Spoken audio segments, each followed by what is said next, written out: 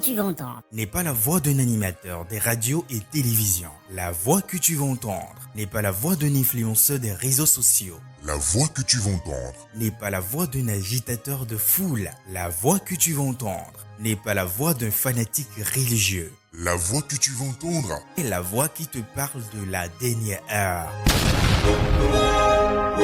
Que tu sois président, ministre, député, juge, savant, chef des armées, chef religieux, riche ou pauvre, quel que soit ton rang et ta classe sociale, tu demeures un humain. C'est pour cette raison que tu dois écouter la voix de la dernière heure.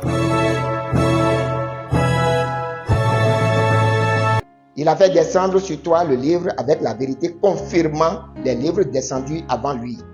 Et il fit descendre la Torah et l'Évangile. Chers musulmans, est-ce que le Coran confirme les écrits de la Torah et de l'Évangile?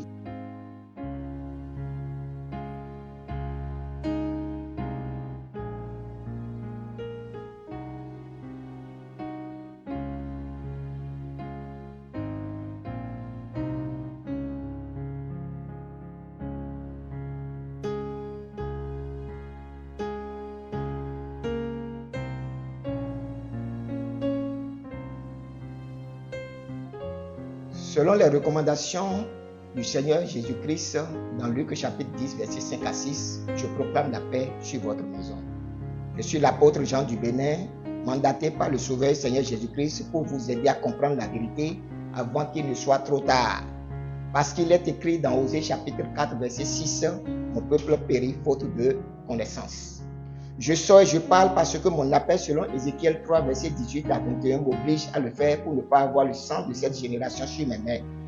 Si je suis sorti par la grâce du Sauveur Seigneur Jésus-Christ, c'est pour éclairer ceux et celles qui cherchent réellement le paradis et la vie éternelle, mais qui sont trompés par les dirigeants religieux de notre temps. Mais avant toute chose, je proclame selon les recommandations du Seigneur que celui qui voudra écouter, écoute, et celui qui ne voudra pas n'écoute pas.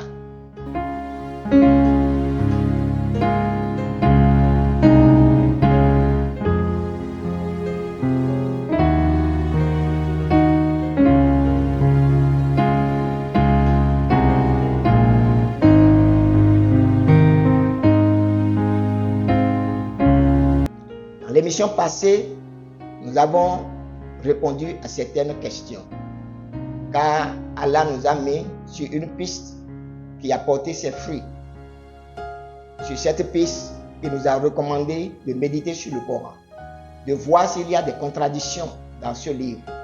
S'il y a des contradictions, nous pouvons tirer la conclusion que le Coran ne venait pas de lui. Du moment où le Coran ne vient pas d'Allah, le Dieu de l'islam, il nous suggère d'aller chercher ailleurs. Et cette quête, nous allons la poursuivre. Oui, pour que les musulmans d'Afrique et d'ailleurs soient plus éclairés sur cette religion. Jésus-Christ est à la porte et il est sur le point de paraître. Mahomet ne revient pas. C'est Jésus-Christ qui revient. Et il y a des milliards de personnes, pour ne pas dire 2 milliards de musulmans à travers le monde. Le Créateur des cieux et de la terre ne peut pas se permettre que toutes ces âmes aille dans l'étang de feu ou dans le séjour des morts. Raison pour laquelle nous sommes devant vous pour vous aider à comprendre. Dans l'émission de ce jour, une question sera posée et nous allons apporter encore une réponse à cette question. La question est celle-ci. Le Coran est-il un livre de vérité? À cette question, tous les musulmans sans exception répondront oui, avec leurs mains sur leur poitrine au cri de Allah Akbar. Si nous voulons des preuves de ce qu'ils affirment, ils nous liront certains versets coraniques comme la sourate chapitre 3, versets 2 à 3. Allah, pas de divinité à part lui, le vivant, celui qui subsiste par lui-même, Al-Kaoum. Il a fait descendre sur toi le livre avec la vérité, confirmant les livres descendus avant lui. Et il fit descendre la Torah et l'Évangile. Nous lirons aussi la Sourate chapitre 5, le verset 48. Et sur toi, Muhammad, nous avons fait descendre le livre avec la vérité pour confirmer le livre qui était avant lui et pour prévaloir sur lui.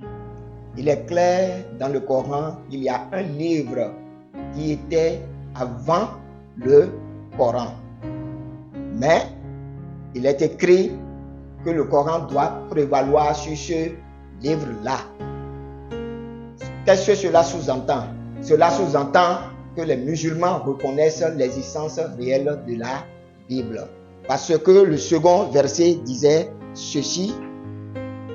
Le second dit, confirmant les livres descendus avant lui, il fit descendre la Torah et l'évangile dans la sourate 3, verset 2 à 3. La compilation des livres de l'Ancien Testament, qu'on appelle la Torah, et l'évangile, le Nouveau Testament réunis, constituent la Bible que nous avons dans nos mains aujourd'hui. Pour qu'il soit écrit dans le Coran qu'il y a un livre avant le Coran, c'est clair que de façon authentique, Mahomet même reconnaît qu'il y a un livre qui était là. Et ce livre, c'est la compilation des livres de l'Ancien Testament et du Nouveau Testament, c'est-à-dire la Torah et l'Évangile réunis. Mais là où le bas blesse, on dit que le Coran confirme la Torah et l'Évangile. Le Coran doit confirmer la Bible. Si le Coran confirme la Bible, cela sous-entend que le Coran dira que ce que la Bible dit est vrai. Le Coran ne peut pas désapprouver la Bible parce que la Bible lui sert de référence. Cela est confirmé dans la sourate 10, 94 que nous lirons. Et si tu es en doute sur ce que nous avons fait descendre vers toi, interroge alors ceux qui lisent le livre révélé avant toi. La vérité est venue de ton Seigneur, ne sois donc point de ceux qui doutent. Vous voyez, si Mahomet se perdait dans ce qu'on lui a transmis, il devait recourir au livre révélé avant lui. Il devait recourir. S'il veut comprendre quelque chose sur Dieu et il est dans l'embarras par rapport à ce qu'il a dessus, il devait chercher confirmation dans la Bible. C'est ce qu'on est en train de lire ici. Si tu es en doute sur ce que nous avons fait descendre vers toi, interroge alors ceux qui lisent le livre révélé avant toi. Mahomet est sommé d'aller vers les Juifs et les chrétiens pour comprendre la vérité et les réalités relatives à la foi en Dieu. Ce n'est pas aux chrétiens et aux Juifs de venir vers Mahomet. Donc, alors qu'on est en train de dire dans le Coran que le Coran doit prévaloir sur la Bible. La Bible que nous avons aujourd'hui existait depuis le 4e siècle sous Constantin. Et dans ce temps, la Bible qui existait était la Vulgate. La Vulgate était la version latine de la Bible, tirée de la Septante. Donc, la Bible existait. Si vous voulez vous renseigner, vous pouvez vous renseigner. À partir du 4e siècle, la Bible que nous avons en main aujourd'hui existait. Mais partout, nous allons entendre les musulmans sur les réseaux sociaux dire, dans les débats dire que la Bible est falsifiée. Une Bible que le Coran même reconnaît comme descendue avant le Coran. Une Bible qui sert de référence à Mahomet. En cas de doute, on dit que ce livre est falsifié. La Bible existait au 4e siècle. Mais en quelle année le Coran est venu dans ce bas monde? À partir du 7e siècle. À partir du 7e siècle. Donc 3 siècles après la Bible, le Coran a existé. Nous n'allons pas parler des anciens livres de l'Ancien Testament, sinon c'est des milliers d'années avant le Coran. Mais ce livre qui a été transmis de génération en génération, vous allez voir les musulmans dire oui, que la Bible que nous avons aujourd'hui en main est falsifiée. Ils disent que le Coran reflète les paroles d'Allah. Mais où est-ce que Allah dit dans le Coran que la Bible est un livre falsifié? Au contraire, il dit, si tu as des doutes au sujet de ce que nous t'avons révélé, va vers ceux qui lisent le livre révélé avant toi. Qui sont ceux-là? C'était les Juifs et les chrétiens, et leur livre était là depuis. Cette recommandation que le Dieu des musulmans donne à Mahomet est aussi valable pour les musulmans d'aujourd'hui, ceux qui ne comprennent pas. Mais ils disent adorer Allah, mais ce que Allah dit dans son livre, ils ne font pas ça. Ils mentent sur Allah et ils font des choses qui sont contraires aux recommandations du Coran. Vous, les musulmans qui affirmez mordicus que le Coran est le livre de vérité qui doit prévaloir sur la Bible, alors qu'il vous est recommandé de la prendre comme référence, je vous pose à présent cette question. Quelle est la définition du mot vérité? Expliquez-nous, donnez-nous une définition du mot vérité. Vérité signifie caractère de ce qui est vrai, conformité d'un récit, d'une relation avec un fait, de ce que l'on dit avec ce que l'on pense. Vous voyez, donc caractère de ce qui est vrai. Et si on fait des recherches sur notre récit, il est clair qu'on doit trouver des preuves qui soient conformes au récit que nous faisons. La Bible, ce n'est plus à démontrer scientifiquement, historiquement, archéologiquement. La Bible est confirmée. On ne peut pas dire la même chose du Coran. Mais dans quelle alchimie le Coran viendrait à prévaloir sur la Bible? Mais si nous voulons aller au fait, voilà le sens du mot vérité. Si la vérité est dans un livre, si nous comparons les récits aux faits, ça doit pouvoir être conforme. Maintenant, nous partons simplement du verset que nous avons déjà lu, la sourate 3, 2 à 3, qui disait ceci. Il a fait descendre sur toi le livre avec la vérité, confirmant les livres descendus avant lui. Et il fit descendre la Torah et l'Évangile. La question que je vous pose à partir de ce verset, parce que je ne veux pas sortir du cadre de ce que le Coran dit, sinon vous allez dire, ah non, il a inventé des choses. Nous cherchons les preuves à partir du Coran. Et nous dirons tout à la lumière de la réalité physique. Chers musulmans, est-ce que le Coran confirme les écrits de la Torah et de l'Évangile? Si c'est un livre de vérité, le Coran a même dit, le Coran confirme la Torah et l'Évangile. Prenons le Coran au mot et examinons les faits ensemble. La réponse est bien sûr non. Le Coran ne confirme pas la Torah. Le Coran ne confirme pas l'Évangile. Je vais vous donner seulement quelques exemples. Et dans la suite, je vous ai parlé de livres.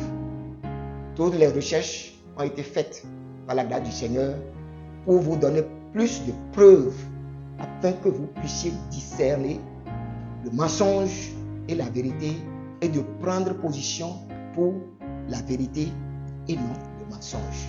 Le reste, cela dépendra de vous. Nous allons voir la destruction de Sodome et Gomorrhe, les versions de la Bible et les versions du Coran.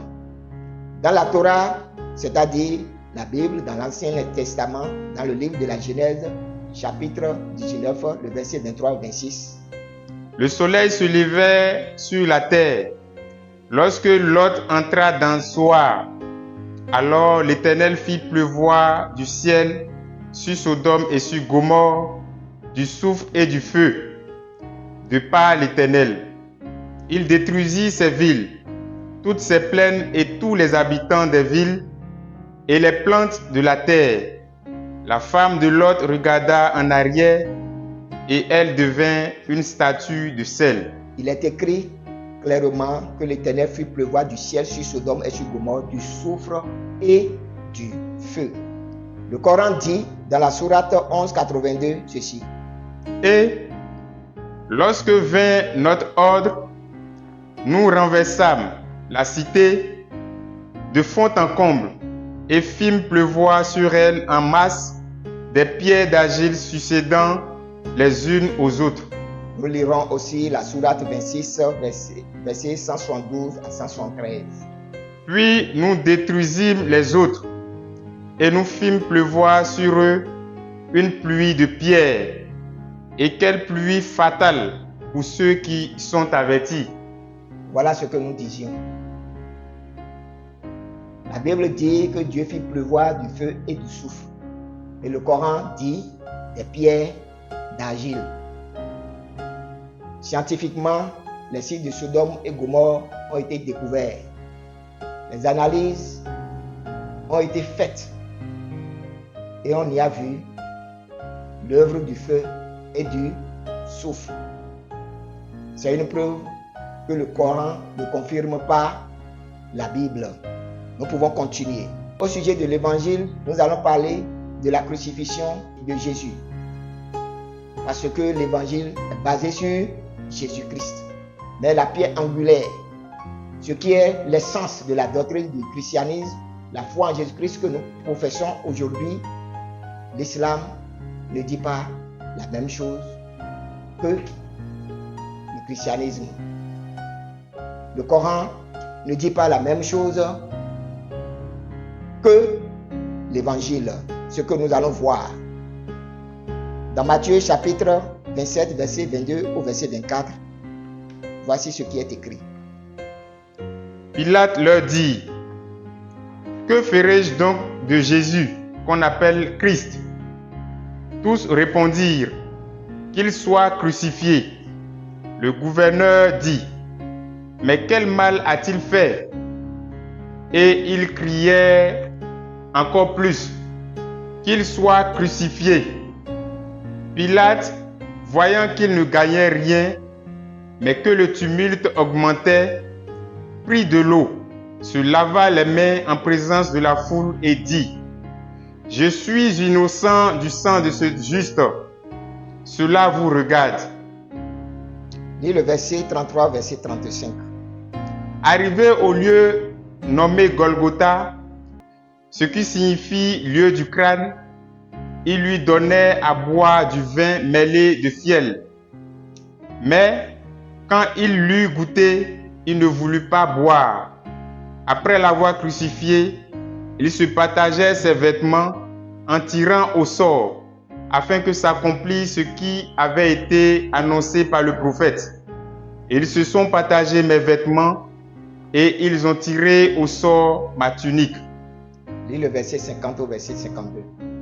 Jésus poussa de nouveau un grand cri et rendit l'esprit. Et voici, le voile du temple se déchira en deux, depuis le haut jusqu'en bas, la terre trembla. Les rochers se fendirent, les sépulcres s'ouvrirent et plusieurs corps des saints qui étaient morts ressuscitèrent. Maintenant, nous allons lire la version du Coran par rapport à la crucifixion de Jésus dans la Sourate chapitre 4, verset 157 au verset 158. Et à cause de leurs paroles, nous avons vraiment tué Christ, Jésus, fils de Marie, le messager d'Allah. Or, ils ne l'ont ni tué ni crucifié, mais ce n'était qu'un faux semblant. Et ceux qui ont discuté sur son sujet sont vraiment dans l'incertitude. Ils n'en ont aucune connaissance certaine. Ils ne font que suivre les conjectures et ils ne l'ont certainement pas tué. Voilà ce que nous disions. Le Coran rejette catégoriquement ce qui est la pierre angulaire de la doctrine du christianisme. Notre foi repose sur la mort de Jésus-Christ pour le pardon de l'humanité. Mais ils disent que c'est des conjectures. Ils disent qu'il n'y avait pas de preuve de ces choses.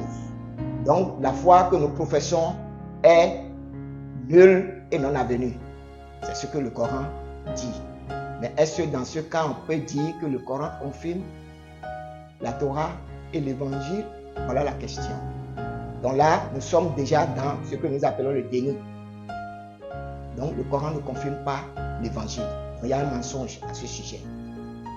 Mais c'est une foi qui était prophétisée, attestée des centaines d'années avant Mahomet. Et pour ce qui est de la Torah, des milliers d'années avant Mahomet. Mais tout ce qu'on avait dit, tout ce qui est connu parmi les vivants, le Coran dit le contraire. Le Coran s'oppose à ça. On parlait de contradiction. Maintenant, on parle que c'est le livre de la vérité. Mais on dit la vérité, c'est des récits qui doivent être conformes aux faits. On doit voir des choses de façon vraie. Mais le Coran n'est pas dans cette logique. Mais nous pouvons continuer. Puisque j'ai choisi des exemples terre à terre pour que les gens puissent comprendre.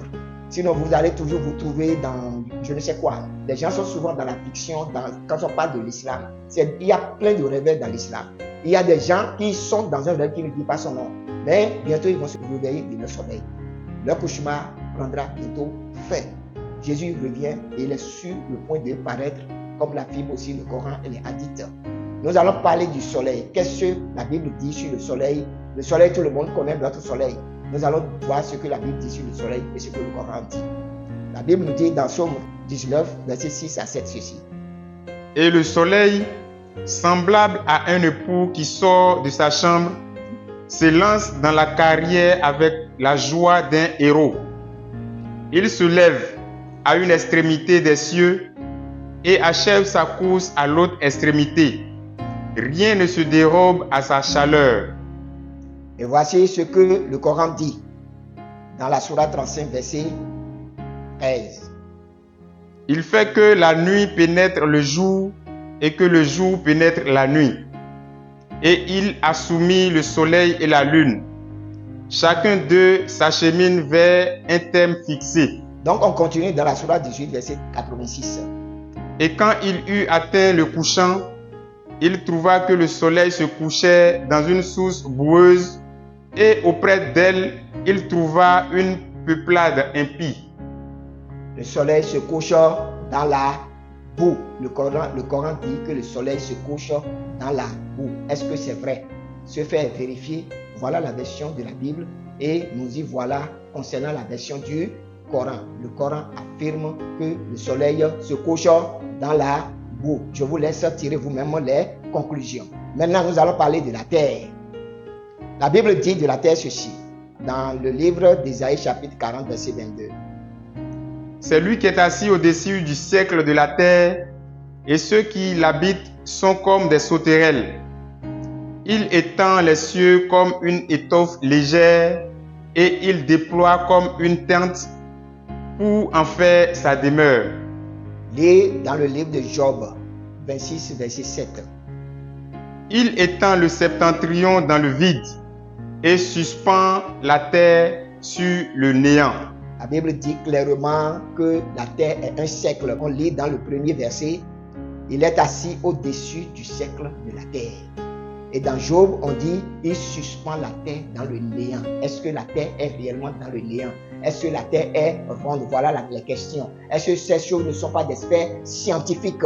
Mais voilà ce que le Coran nous dit dans la sourate 51, 48. Et la terre, nous l'avons étendue, et de quelle excellente façon nous l'avons nivelée. Lis la sourate 50, verset 6 au verset 7. N'ont-ils donc pas observé le ciel au-dessus d'eux? Comment nous l'avons bâti et embelli? Et il est sans fissure. Et la terre, nous l'avons étendue et nous y avons enfoncé fermement des montagnes et y avons fait pousser toutes sortes de magnifiques coupes de végétaux. La sourate 71, verset 19 dit quoi? Et c'est Allah qui vous a fait de la terre un tapis. Voilà, les choses sont dites. Le vin est tiré. La Bible dit que la terre est ronde, suspendue dans le néant. Mais le Coran dit que la terre est nivelée, la terre est étendue, la terre est un tapis. Vous pouvez déjà apprécier les vérités du Coran. Il y a de cela 14 siècles, ce que Mahomet dit ne pouvait pas être vérifié. Mais aujourd'hui, tous ces faits sont vérifiables, prouvant clairement que le Coran n'établit pas la vérité. Tout ce qu'on affirme dans le Coran, il n'y a pas le mot vérité.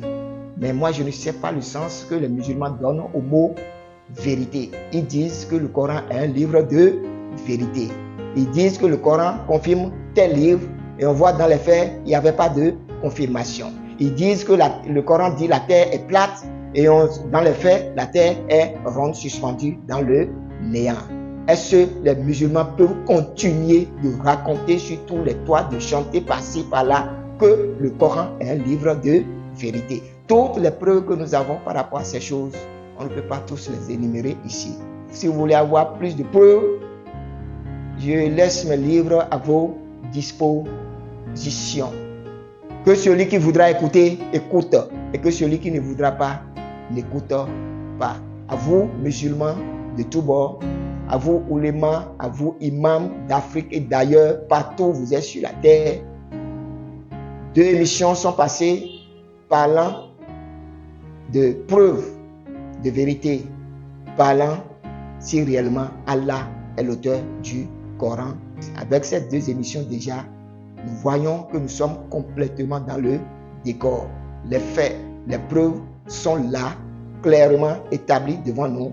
Et c'est à vous de décider si vous êtes dans la vérité ou si vous ne l'êtes pas. Même si vous ne comprenez pas que vous êtes dans la vérité, ceux qui sont d'autres auditeurs et qui écoutent peuvent tirer déjà des conclusions par rapport au Coran et la Bible. Que le Seigneur ouvre votre entendement et que le Créateur ouvre votre cœur à comprendre afin que vous fassiez le bon choix avant qu'il ne soit trop tard.